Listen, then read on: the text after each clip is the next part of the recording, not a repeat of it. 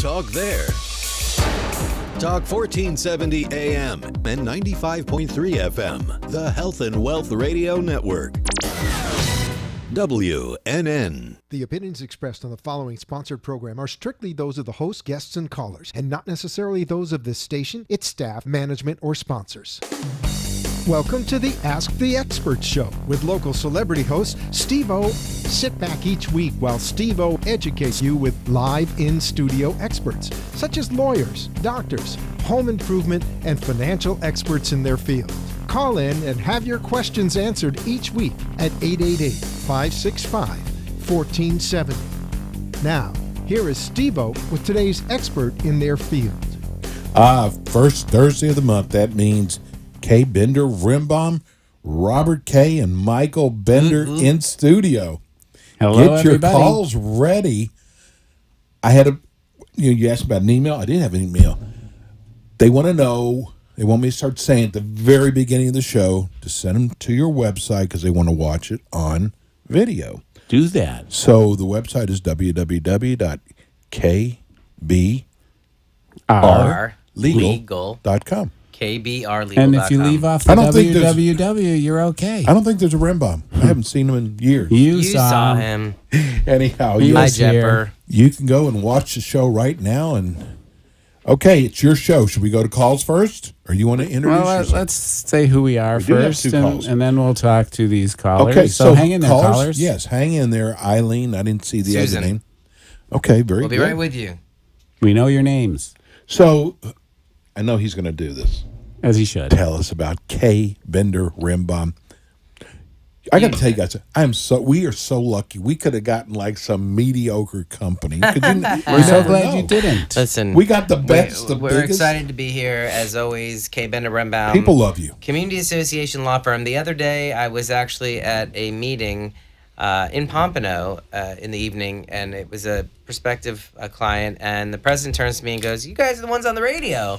And I said to Robert, I said, that just always pleases me, no matter. And I've heard it down in Miami, which is, so it's great. We enjoy doing Tell the your show. friends. Yeah. Obviously, we're a community association law firm, and we're here to talk about community association law and assist all these board members and managers who govern these businesses, these communities that are actually small businesses, sometimes large businesses, assisting them as general counsel. We're a full-service community association law firm. In that capacity, we handle all aspects of community association law, from assisting boards with interpreting their documents, updating their documents, contract preparation, negotiation, review and negotiation, covenant enforcement, delinquencies, the collection of collection of delinquencies. Soup to nuts, everything. We review all sorts of documentation that come across, from a cell tower lease to a pest control maintenance contract. And everything in between. Doing a lot of construction related contracts. We help with construction defect related matters, 558 contract turnover issues. Really, it's everything. And the experience is there. We have two offices. We have our office in Pompano Beach, and we have an office in Palm Beach Gardens. And we have 17 attorneys to assist out of the offices with a lot of dedicated staff. We pride ourselves, in addition to the wealth of experience, on the customer service aspect.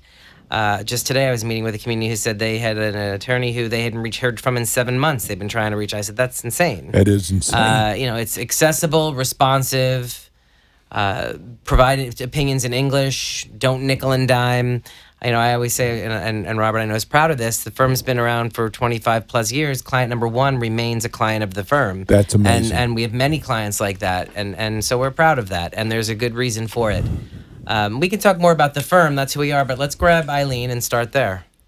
Hi, Eileen. Can you hear us? Can you hear me? Yes, we can hear you fine. Okay. I just have a quick question on, we're going to be doing a concrete restoration, and we're trying to figure out that we have some people that still have some old shutters on their windows, and we all have impact glass windows. Can we make them take them off and not put them back up, or is it statute says they have the right to do that? Hi, Eileen.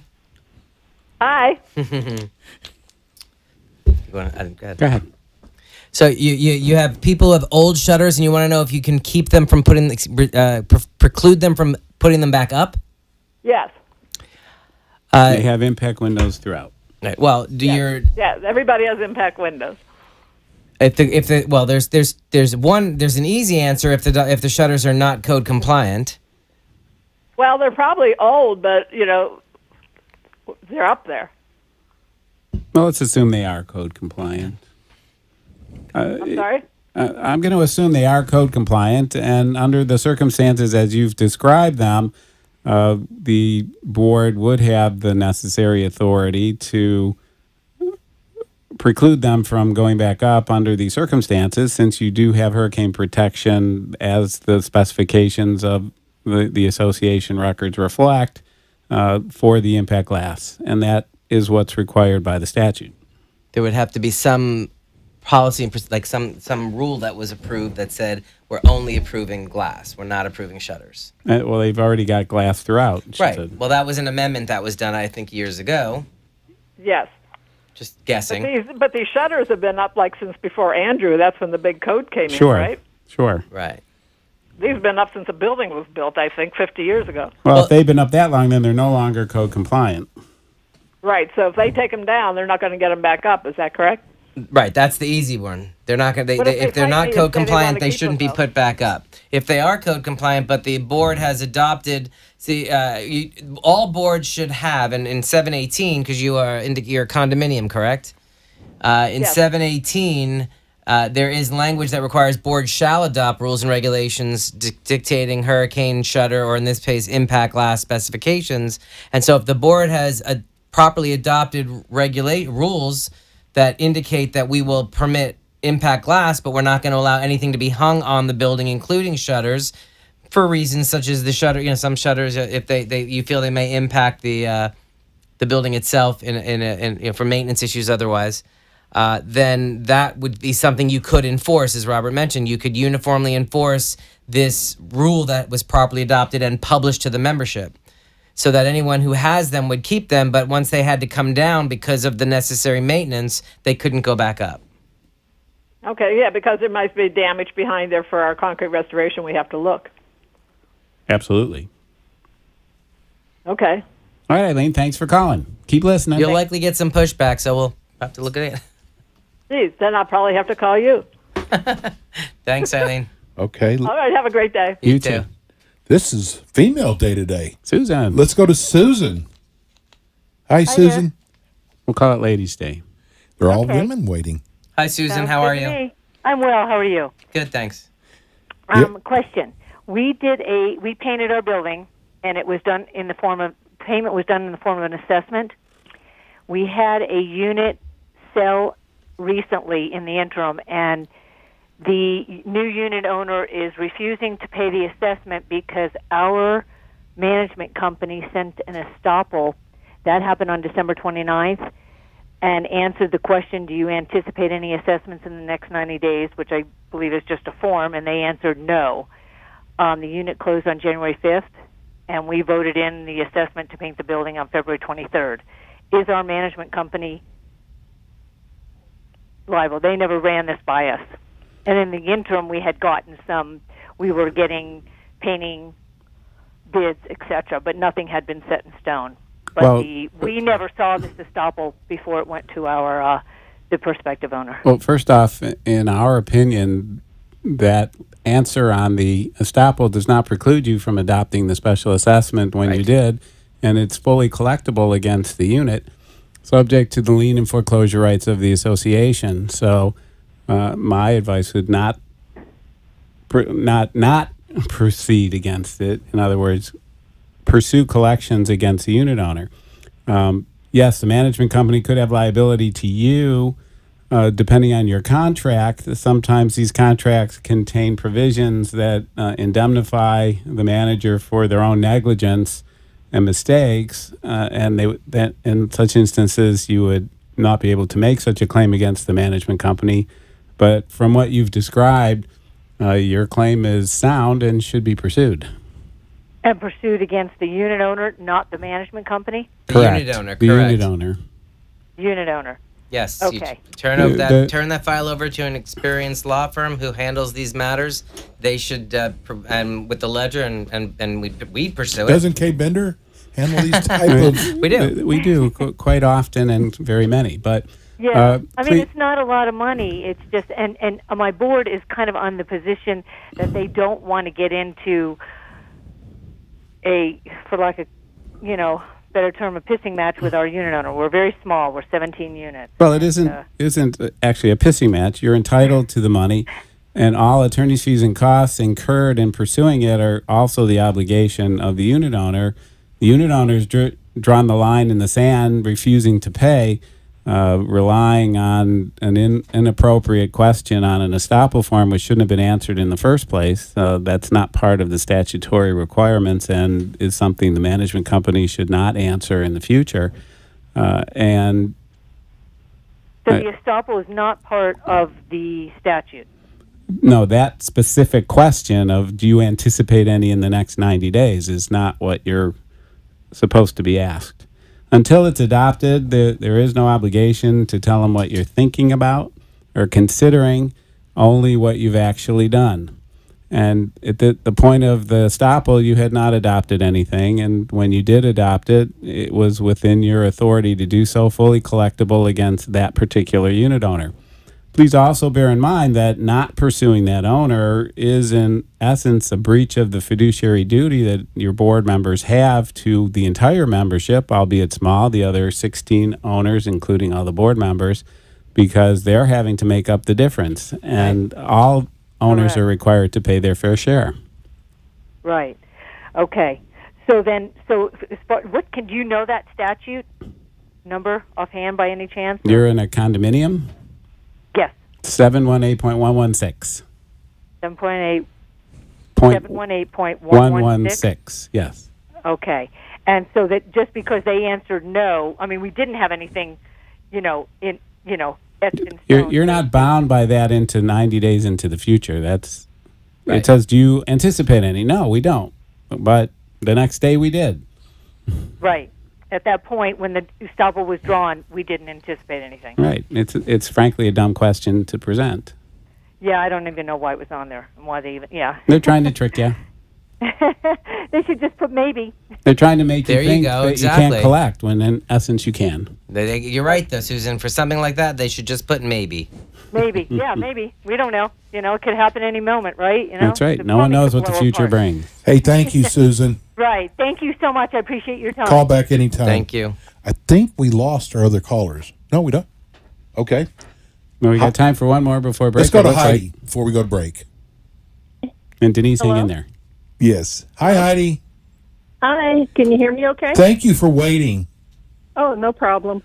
I'm just wondering if you have any suggestions for a condominium that has a seasonal board, and the new board, half of them are gone, and they're not available. So therefore, our building seems to be running down, screens blowing in the breeze, light bulbs burning out, bugs in the lobby, just all kinds of things that are basic maintenance are going unaddressed. We do have a management company, so I don't know what's going on with that.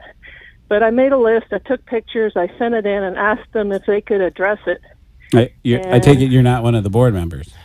I was, so I'm used to pointing out things that need to be fixed, but... So you put something in writing to the current management company, informing them there's documenting the maintenance, lack of maintenance, or the maintenance failures? I just did that, and I wondered if that's enough, and...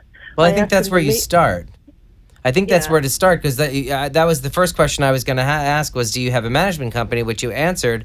I think you need to notify the management company, because that's the reason the association has a management company in place, so that they can be I assume that's part of the contract, is that their responsibilities include the upkeep of helping to ensure the upkeep of the building or buildings. Yeah. So you should document it to them. You might want to send and CC the board members who are out of the area to notify them of this, and hopefully you'll see some progress. If you don't Yeah. see progress, then I would then you do need to. Then I would send a certified letter to the board and management informing them of their breach, and depending on how aggressive you want to be with this. Well, when you say breach of what? Breach of fiduciary duty? If the building isn't being properly maintained, you have a possible breach of the fiduciary duty by the board, and you possibly have a breach of the contract of the management company. Although the management company's contracts with the association, and the board obviously is the governing entity for that, so they're the ones that would have to take that part up.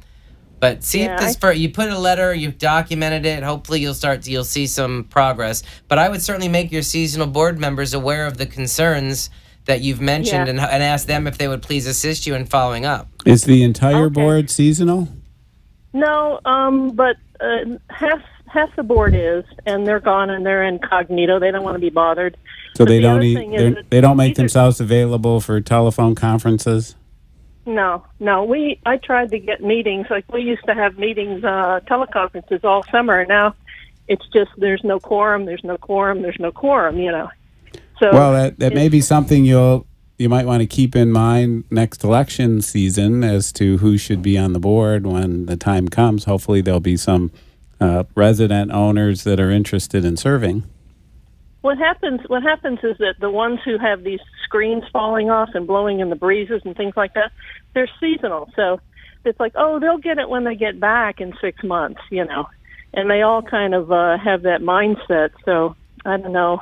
Okay, well, I'll just, I sent my letter, I sent my pictures, I asked a request to what's going on with this and what is the board's intention to deal with it, and I'll just see what happens next. Great. Thanks, Heidi. Good luck. Okay, Hey, thank you. Let's go to Bye-bye. break. When we come back, we'll have Denise up first. Please hold, Denise.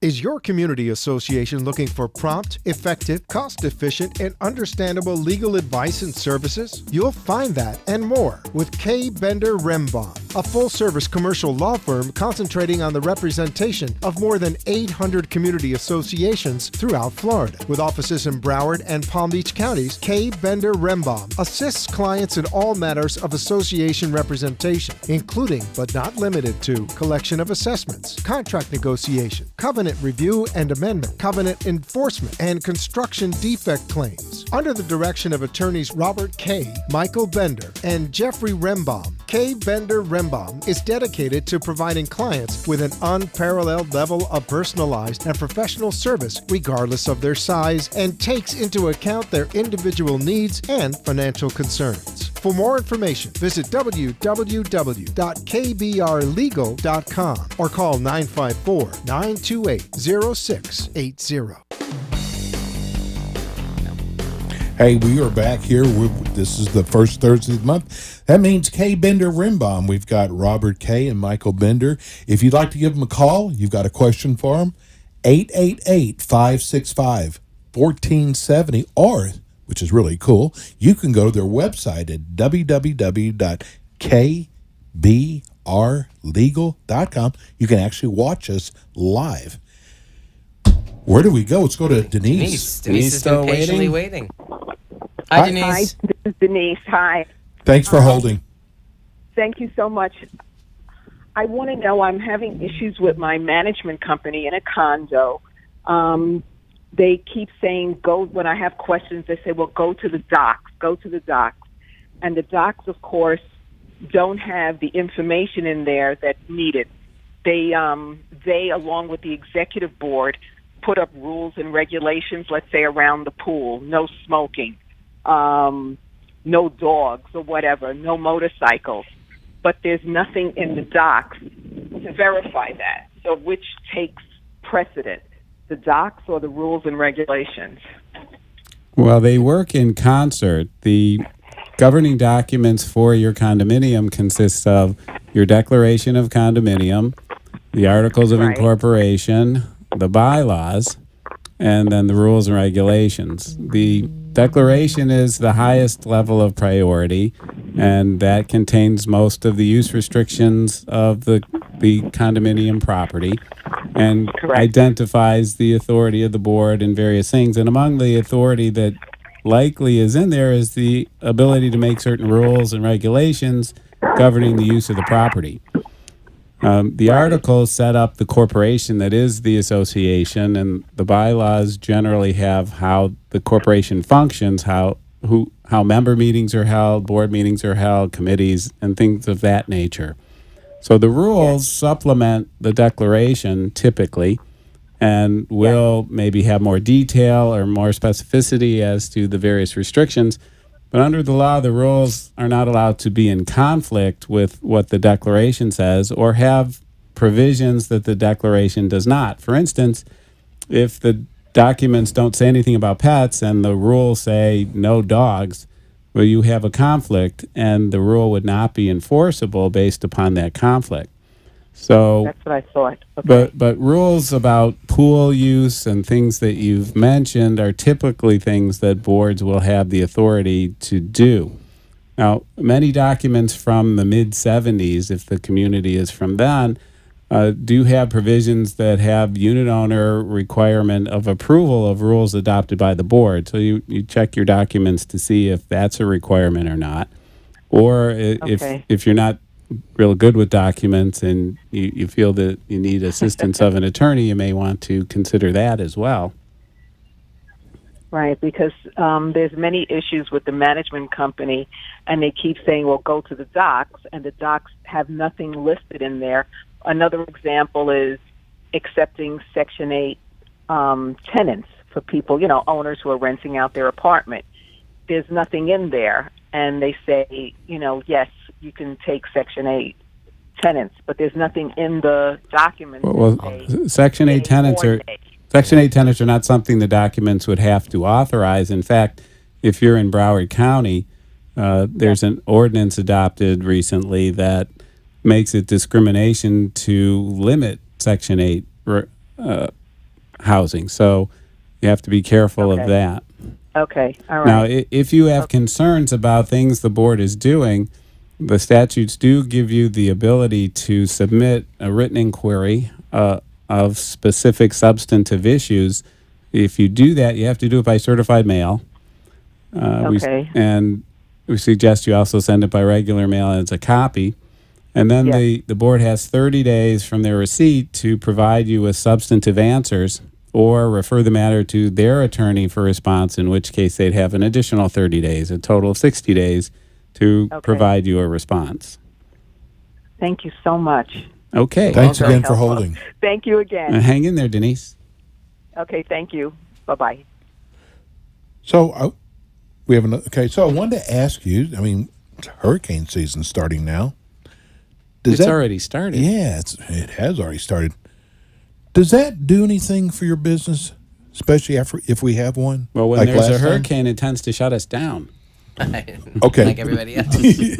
No, but you've got properties out there that have damages. Well, for the record, we're not rooting for one. And we're also not property managers, so we don't deal with the nuts and bolts of how you secure your property, but legal advice as to how to deal with issues that involve preparation and aftermath certainly are things that clients come to us with on a regular basis. Okay. So, what are we doing this month?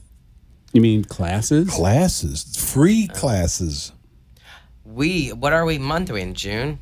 This month we are finishing up our month of board member education regarding certification classes for HOA board members, condominium board members, cooperative board members.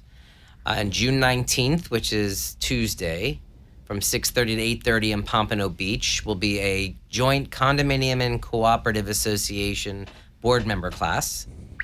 And on June 3rd... At your offices? That's out of the office in Pompano Beach.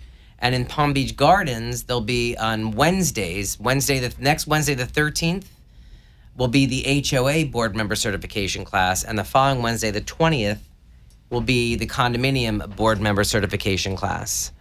We also have classes scheduled in July, and next month. We can share that, right? Yes. Next month, it'll be July 5th. The first Thursday of next month is the 5th.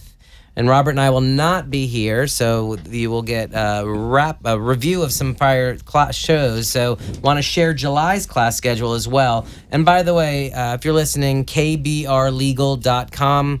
Again, not only can you watch a show today or archive old shows, but it's a great resource for all of our seminars, our free classes, where we'll be holding expos. In fact, this past Tuesday we had a big expo in the city of Tamarack, had almost 200 board members present. But great class taught by Andrew Black and Emily Gannon in our offices, and went very, very well. So you can go to our website at kbrlegal.com and learn about more about the firm, about our education. There's Rembaum's Association Roundup and Legal Morsels tabs and a resource tab, which gives you great free education. But also in July, so in June is the board member certifications. In July, Palm Beach Gardens will be continuing in their board member certifications Wednesday, July 11th and Wednesday, July 18th. So it's the second and third Wednesdays in Palm Beach Gardens will be the HOA, and then followed by the condominium board cert class. In Pompano Beach, we're going to be moving away from the board certifications in July, and we'll be offering two different classes. July 17th, these are always Tuesday nights, Jumping into the Present, which is an hour-long class on updating your governing documents and why it's critically important to your association to consider and bring your documents current. The second class will be Tuesday, July 31st, and that's a class on enforcing your covenants. Also 1 hour. All of these classes do offer manager's credits, so we encourage all board members to come. We encourage your managers to come get some free credits. Bring your boards to get them some good education, light snacks, and it's all free. But do contact us either through the website at info at kbrlegal.com, or call 800-974-0680 to RSVP, because spaces are limited in both offices. Why do I need to come to you for board certification? Well, Steve, there's a requirement. Listen, and there are a lot of board members, a lot of new board members. There's a lot of associations, and there is a statutory requirement in Chapter 718 Condominium Act, 719 your Cooperative Act, 720 your HOA Act, all of which require board members within 90 days after being elected or appointed to their boards, they should have certification. There are two ways to get that certification. The simple way is there is a form that's been created by the state, the DBPR, that you can fill out, which essentially says that you've read your governing documents and you promise to uphold them and meet your fiduciary obligations to the association. And if you cannot, the second way is to take a division-approved board member certification class like I've discussed. If you can't get to a class within 90 days of being elected or appointed, fill out the certificate, get it on file with the association so you're in compliance, but get to one of our classes at some point, at least one. So you need to be certified. You do need certification, if you're going to and become a board member. And we urge, especially because they're free, and we do a comprehensive program that you leave with good materials as well. It's the ABCs of being a board member, and whether you're a new board member or whether you're a seasoned board member, there's always new to learn. They're interactive, and they're great, and so we encourage everyone to take those classes. Okay, let's go to break. When we come back, we're going to have some more phone calls. You can call us here at 888-565-1470. If you've got a question for Robert or Michael, we'll be back.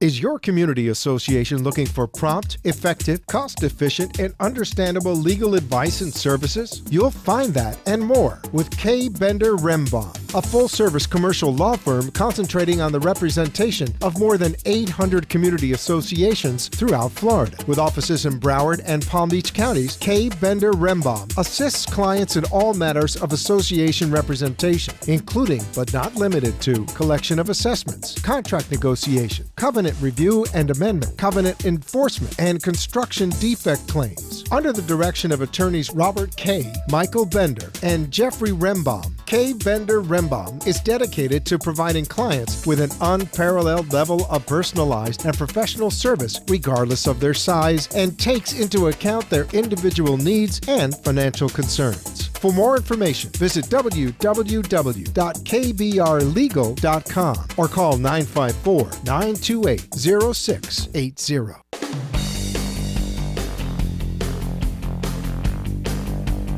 And we are back. This is the first Thursday of the month. So that means for the hour, we've got Kay Bender Rimbaum in the house. If you'd like to call us, give us a call here at 888-565-1470. We have a couple lines open. That's 888-565-1470. We've got two of the senior partners here with us, Robert Kay and Michael Bender. And you should go to their website. It's www.kbrlegal.com. There's so much great information on there. Well, actually, if you do go to the website, one of the things that we're very proud of under the resources tab, we have Rimbaum's Association Roundup and Legal Morsels, both of which contain articles of topical interest. As things occur out there in the world, cases change, statutes change, developments of interest to community associations have articles that are basically free of charge, and people find them very interesting, very helpful. So we certainly urge our listeners to give that a look. Yeah, there's so much great information. Whoever does your website's done a great job. Is it you? No. Okay. It is definitely Michael Bender. He's the webmaster. He's the webmaster. So what kind of questions are you getting? Have you done any new Ask your Lawyer programs? Those start in November. Program? Oh, the townhouse? The town hall ones? The town hall. We start that in November, is it? Mm-hmm. So you don't do it kind of like in the off season?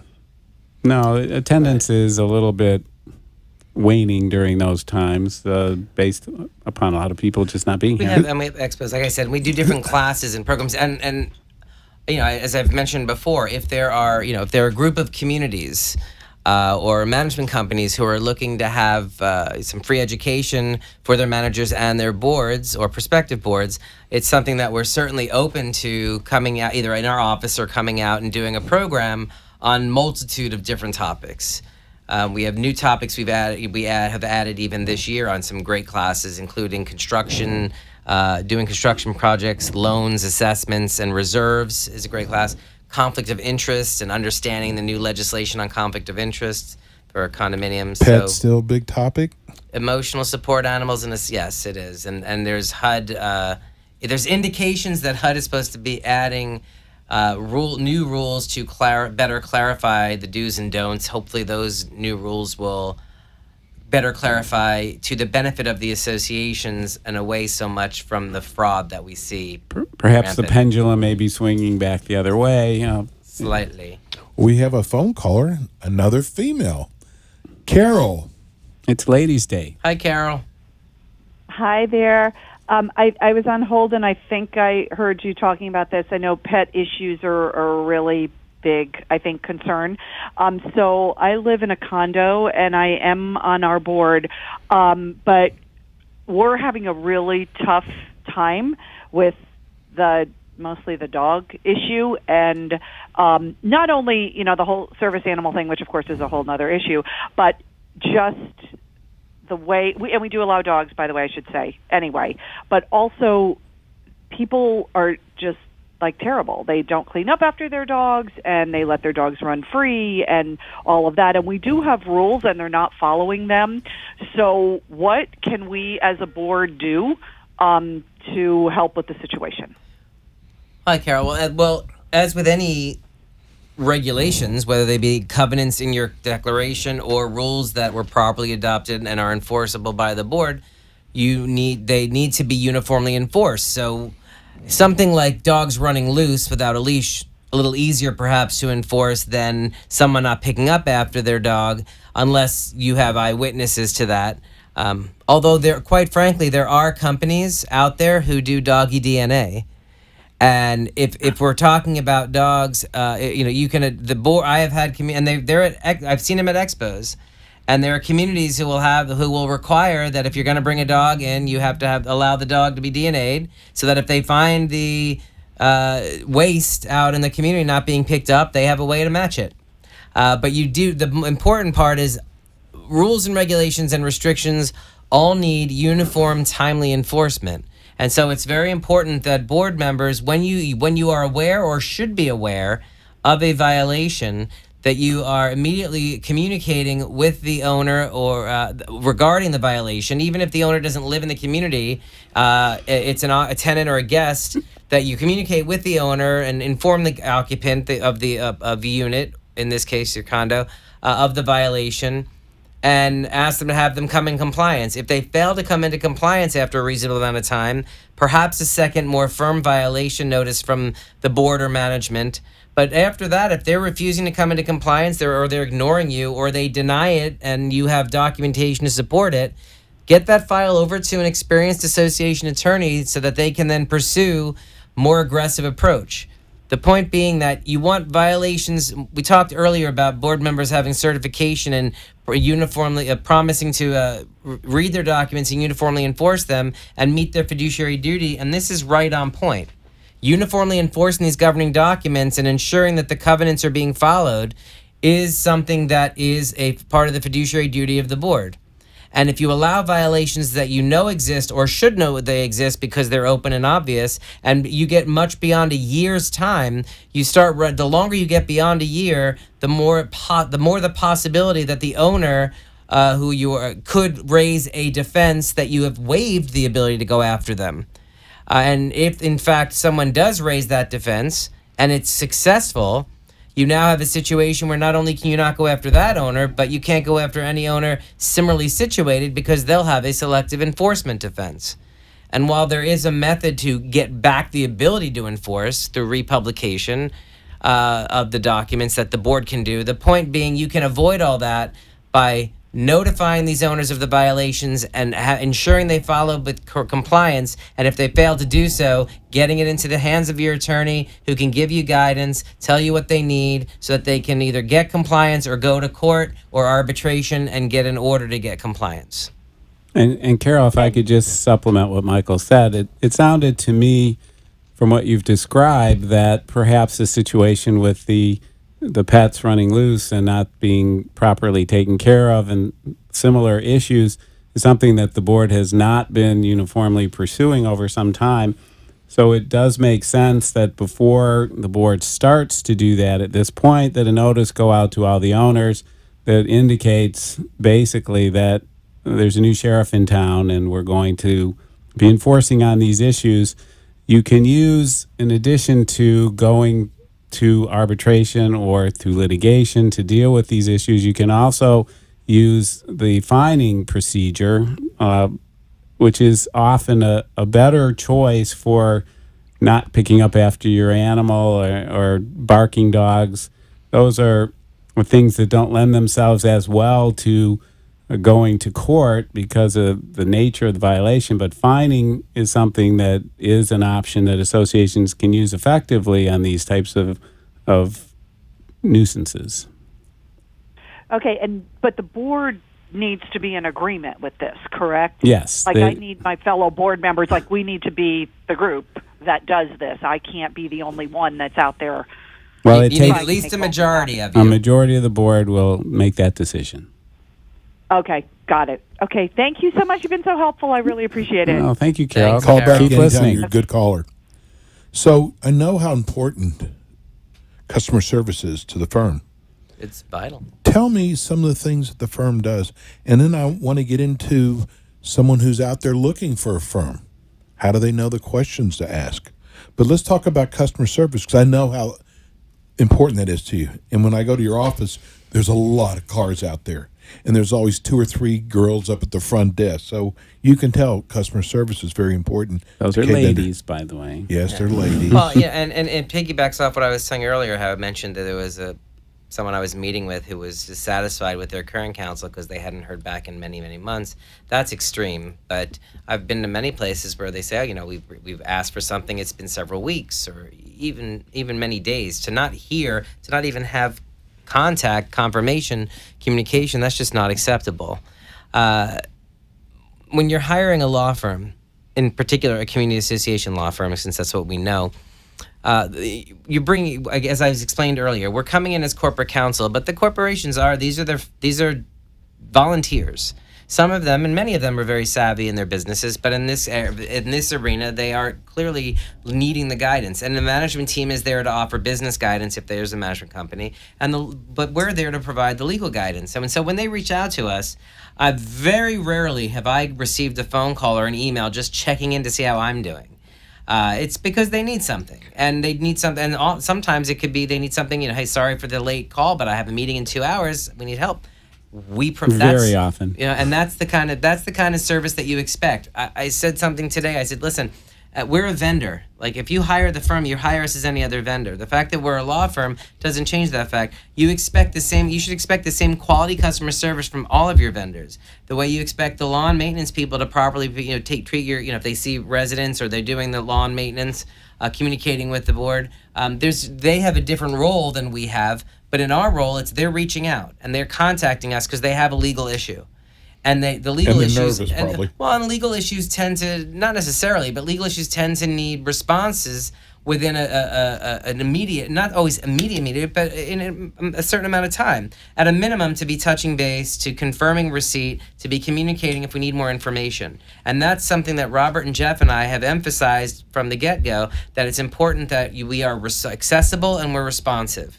Between 8:30 and 5:30, you mentioned those are the office hours. You call, you get a human being. Very rarely will you get a machine when you call between 8:30 and 5:30. And then if you're emailing, and we expect that if you send an email or make a phone call that you're getting responded to, if not that day, certainly by the end of the next business day, you're getting at least contacted, that confirming receipt, and in some instances maybe a substantive response. But that is part of the customer service aspect. It's being accessible. It's being responsive. It's helping out when you're asking us for guidance. We're giving you guidance in English, something you can understand, as opposed to legalese.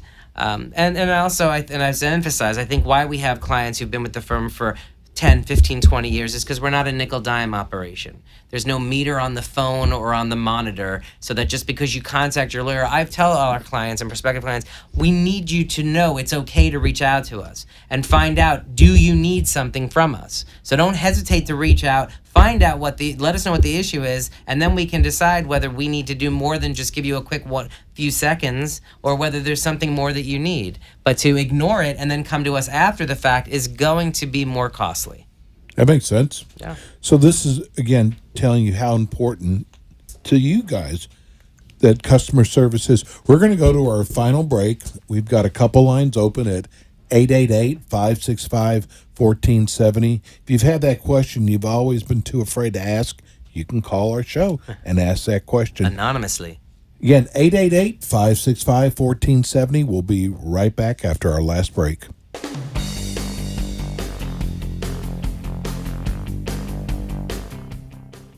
Is your community association looking for prompt, effective, cost-efficient, and understandable legal advice and services? You'll find that and more with K. Bender Rembaum, a full-service commercial law firm concentrating on the representation of more than 800 community associations throughout Florida. With offices in Broward and Palm Beach counties, K. Bender Rembaum assists clients in all matters of association representation, including but not limited to collection of assessments, contract negotiation, covenant review and amendment, covenant enforcement, and construction defect claims. Under the direction of attorneys Robert K., Michael Bender, and Jeffrey Rembaum, K. Bender Rembaum is dedicated to providing clients with an unparalleled level of personalized and professional service regardless of their size, and takes into account their individual needs and financial concerns. For more information, visit www.kbrlegal.com or call 954-928-0680.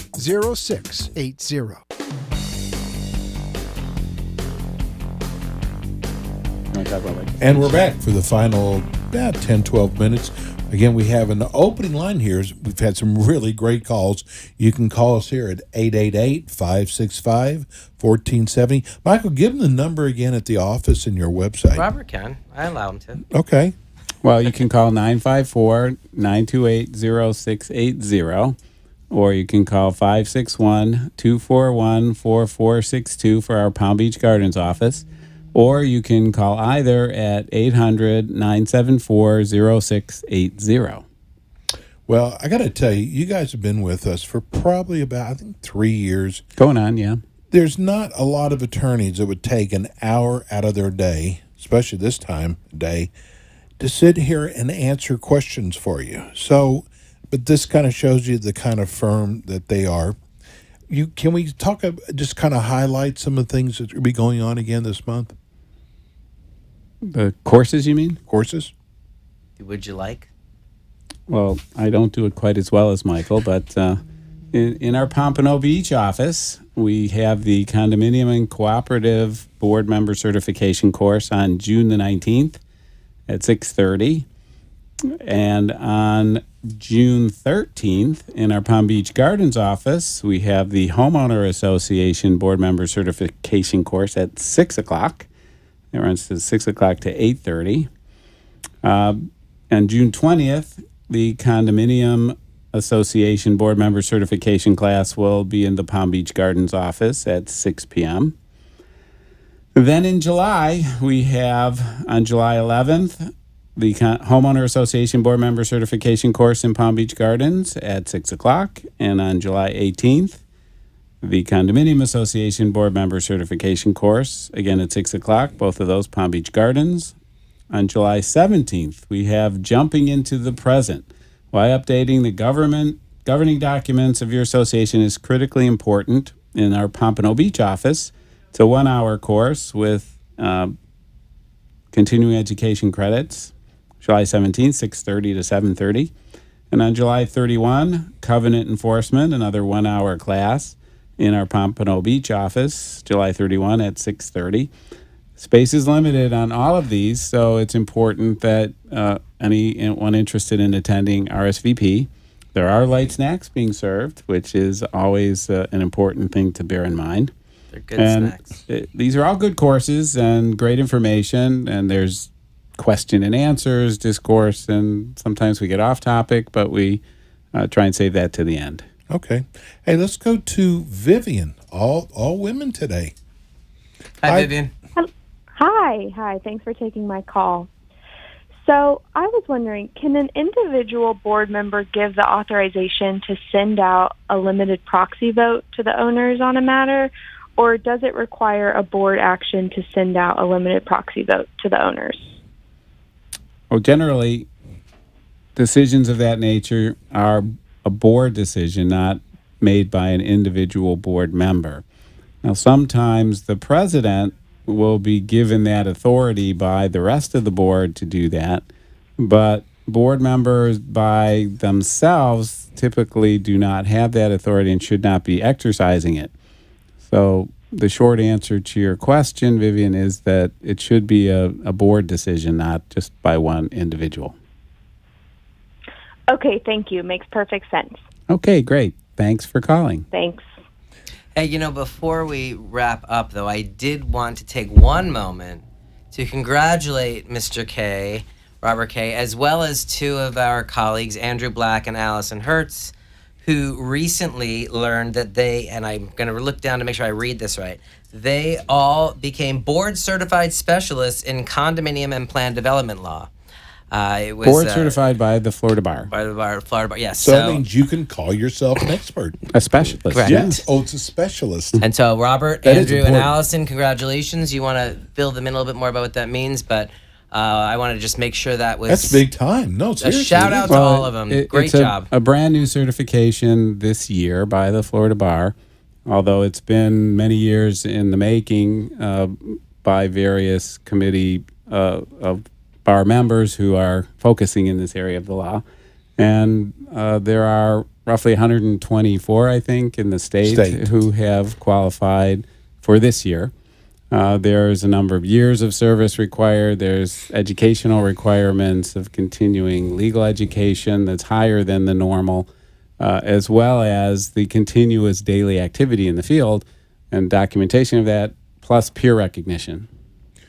That's because, criminal lawyers have it, family attorneys have it.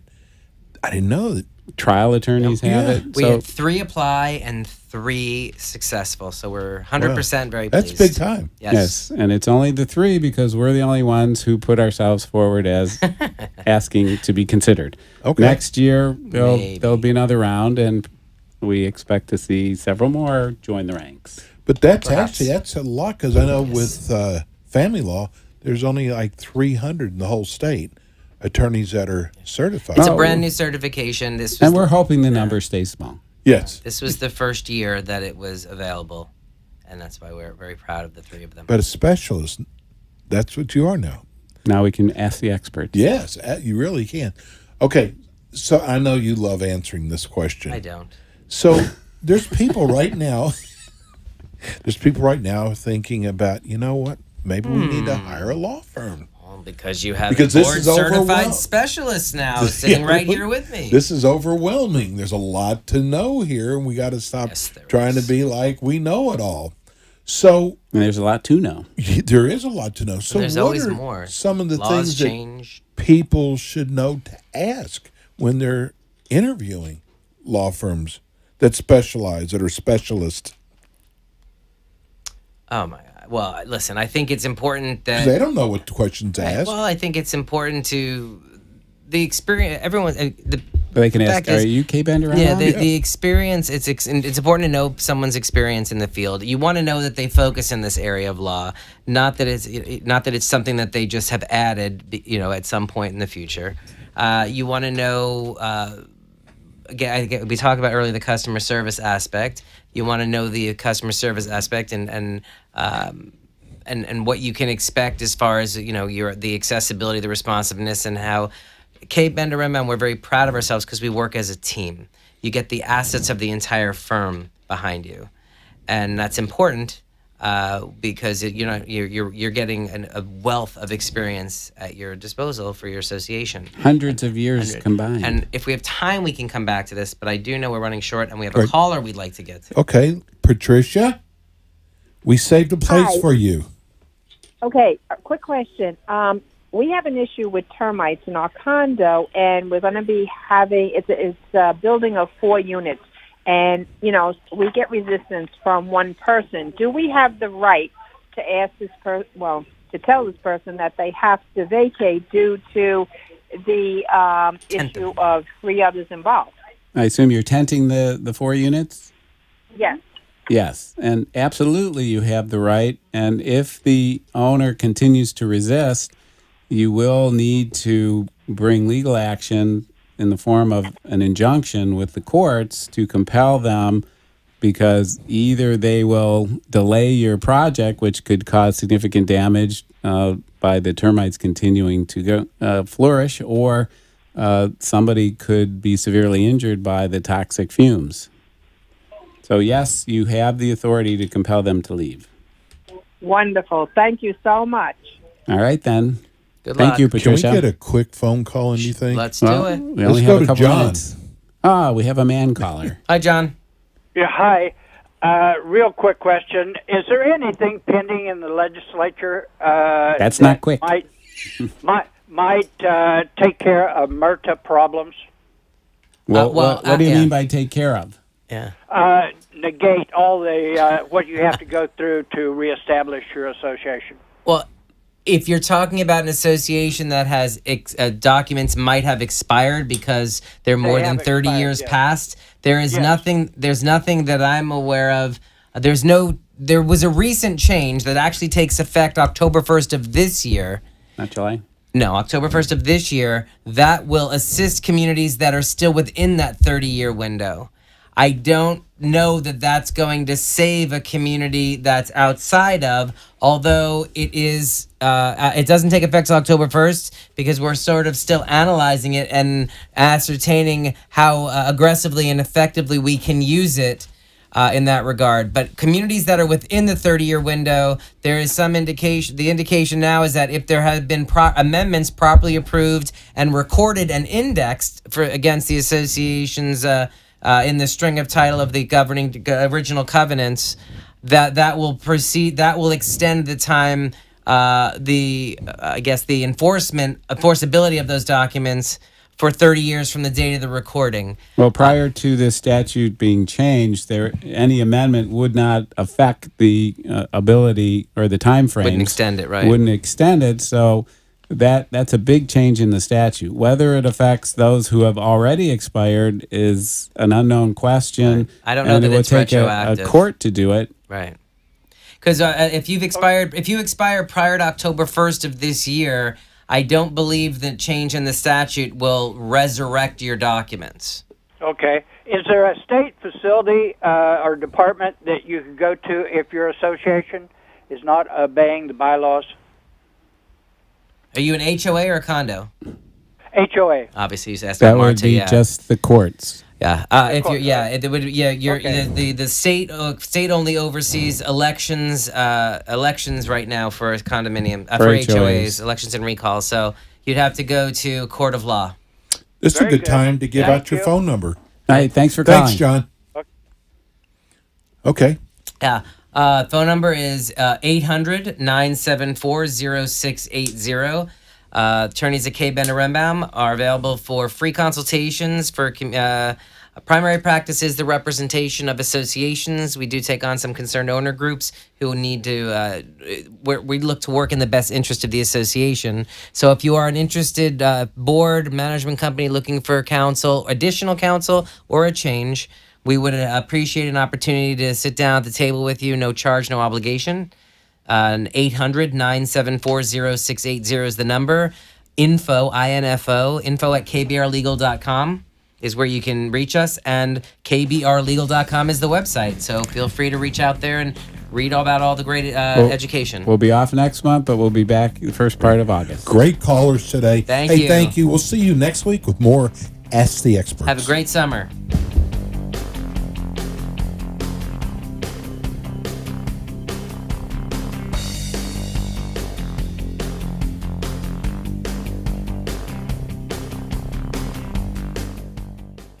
Thanks for tuning in today to the Ask the Experts show. Tune in while some of the top local experts in their field from Broward and Palm Beach counties educate you in the areas of law, health, financial, and home improvement. You can also call our offices at 888-574-6999 to become an expert on our show. The opinions expressed on the preceding sponsored program were strictly those of its hosts, guests, and callers, and not necessarily those of the